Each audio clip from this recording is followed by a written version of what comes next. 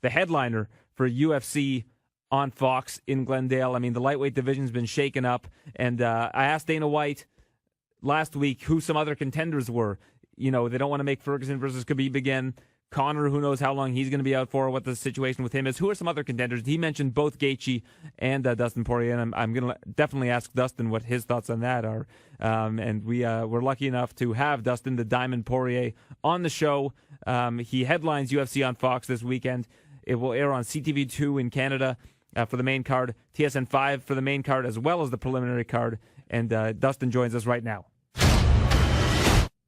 I'm joined now by a man who will be in the main event of UFC Fight Night in Glendale, Arizona. You can catch the action in Canada. The prelims on TSN5 starting at 6 p.m. Eastern, and the main card on TSN5 as well as CTV2 on network television at 8 p.m. Eastern.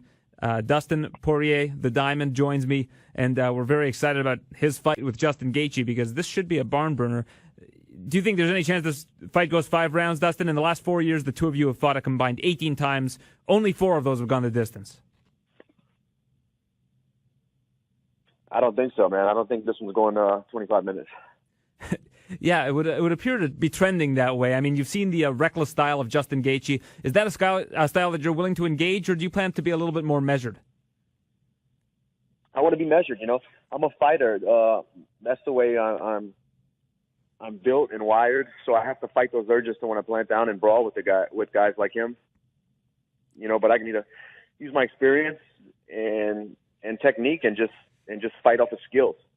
Do you feel that that's kind of what happened in the Alvarez fight? You were really pushing the pace at the beginning and doing things your way, and then he started to turn it into more of a dogfight. And obviously the way that it ended wasn't ideal. It was a no contest. And I know that's a fight you want to run back. But do you feel like you had started to buy into his style at around the, towards the end of the fight?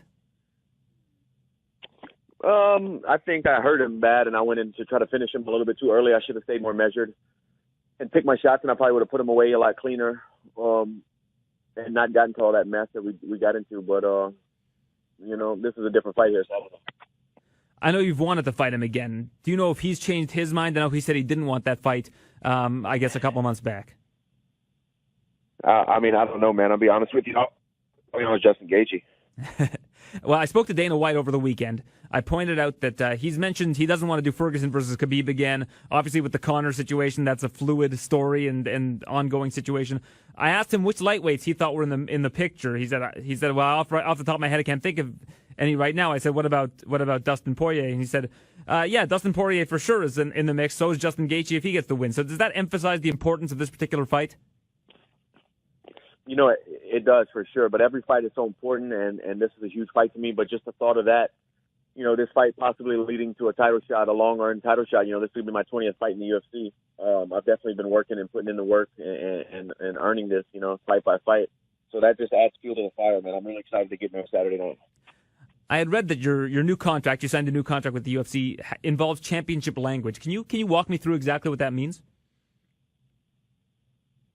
That just certain things happen when I challenge for the belt, when I win the belt, when I defend the belt. We have certain numbers and certain tiers in my contract. Okay, so that's already taken care of. So if you win the belt, that contract basically gets kicked into effect, and that's your new championship contract? Exactly. Okay, interesting. Yeah, I was curious exactly what that meant, but thank you for clarifying that. So after this past weekend, it feels like there's a lot more clarity in the lightweight division. Khabib emerges as the undisputed champion. What were your thoughts on the main event? How do you think Khabib looked, and how do you think Al Iaquinta did on such short notice taking that fight? I think Al fought a great fight. He stayed in there. He's tough. He showed up to fight, man. He took a fight on 1 day's notice against one of the best lightweights in the world. Had a huge opportunity, and hats off to him for just being a real fighter. But thought Khabib looked good, dominated the fight, won every round. But, you said there's a little bit of clarity in the division. I think it's more clustered now. I think if the original fight would have happened, we'd have a little bit more clarity. the Ferguson and Khabib fight. Yeah, I mean that obviously means there's a lot more challengers now for you to look at. After this fight ends, because you've got Ferguson, you've got Kevin Lee, Barboza. Those guys are fighting next weekend. Obviously Nate Diaz, who knows what's going on with him. Eddie Alvarez, who we mentioned. Chiesa needs a fight rebooked. So does Anthony Pettis, who I know you most recently defeated. So you're right. There are a lot of contenders, but I imagine that a win this weekend puts you right there. Oh, it does for sure. And I know it. The UFC knows it. And now it's just time to go out there and work. I got to make weight and then show up to the arena and handle business. The UFC has their own rankings for divisions. I'd love to hear how you ranked the stacked lightweight division. I'll give you some names. You tell me where you'd rank them. I'll leave your name out just because we want to stay away from any sort of bias, obviously. But we've got Tony Ferguson, Conor McGregor, Kevin Lee, Edson Barboza, Justin Gaethje, Nate Diaz, and Eddie Alvarez. How do you rank those guys?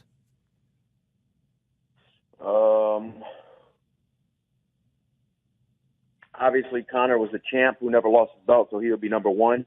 I would put Khabib number two, Ferguson number three. Who else did you name? Alvarez, Kevin Lee, Barboza, Gaethje, Nate Diaz. I would put. I don't know, man. That's that latter part of the rankings right there would get kind of murky for me. I'm not sure. Alvarez would be the next. I'm not sure, man. Do you think a win over Gaethje puts you above Alvarez in the pecking order? I do. I believe so. So that might end up being the fight. It might end up being a rematch. I mean, if Alvarez is waiting for a big fight and somebody who's moved up and has a bigger position in the division, a win over Pettis and a win over Gaethje in the time that I don't think he's fought since the fight with you. Correct? Has he fought yet? Oh yeah, sorry, he had the Gaethje fight. So he had he beat Gaethje. But listen, man, I'm not even looking that far ahead. I'm looking at Saturday. None of that matters what we're talking about until I handle business Saturday. With a guy like Gaethje, do you expect him to just come flying out of the gates at you? Is that what you're anticipating? Yeah, that's the only way he can fight. I mean, if he tries to kickbox with me on the outside or technically fight with me, I'm gonna show the world how good I am, show him how good I am, and he knows that. So he's gonna try to make it a dog fight, make it gritty, stay in my face, and he's made it known. He said in interviews and stuff leading up to this that's what kind of fight he wants. Who are some opponents in the past that you fought that emulate that style? Have there been any? I mean, I'm sure there's been flashes of it from opponents, but not any as hard-nosed, walk forward, take what you can give them kind of guys. The story Eddie Alvarez told about their time on the show with the coaches challenge, apparently they went swimming against each other. And the way that Alvarez described it is Gaethje barely knew how to swim and swam 1.5 miles and nearly drowned in order to do it. And that told him a lot about how Justin Gaethje is. He said that's basically how he fights. He just goes forward and he pushes himself, and that's the way that he does things. So I think that kind of style is Alvarez got baited and he wanted to make it into a slugfest. You're taking a different approach. You want to make this into your fight and emulate your strengths. Where do you think you'll have the best success against him? Is it just slowing the pace down and not getting baited? Even if it turns into that, I'll beat him there. I'm a superior fighter. Anywhere the fight goes, I'm going to win there. And finally, before we go, what were your thoughts on the Conor McGregor incident last week? Obviously, it really shook the MMA world. It left a lot of collateral damage for that UFC 223 card, with 4 of the fights eventually dropping off the card. When you were looking at this from afar, what was your takeaway? My phone was blowing up. A lot of people were texting me and stuff like that, but I try to kind of stay off of social media and read it all into it because I didn't want to get really invested in it or really care about it because, like I said, I was in my final. I'm focused on this fight. I was in my final week of camp, and I didn't even, when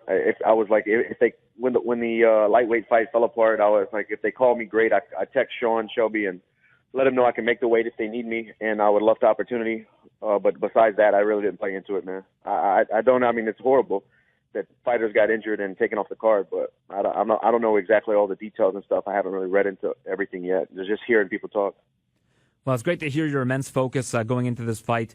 It should be exciting. That's why they make that the main event on Fox. They've got you, Justin Gaethje. That's one of those can't-miss fights that I think everybody's really looking forward to. And as soon as it was announced, it was just basically wholesale excitement. And we really look forward to that. As I mentioned, the prelims will be on TSN 5, the main card, also on TSN 5 as well as CTV 2 up here in Canada. We really appreciate your time, Dustin, and best of luck this weekend. Hey, thanks, man. Enjoy the fight. Thanks for having me on. So, UFC on Glendale this weekend, the UFC on Fox card. This is a really, really fun card because it's headlined by Dustin Poirier versus Justin Gaethje. I don't know if I called him Dustin or Justin. The Justin thing has been throwing me off all week. Yeah. This fight is not going to go. This is a 5-round fight. Yeah, it's a great fight. Great matchup. Great excitement all around.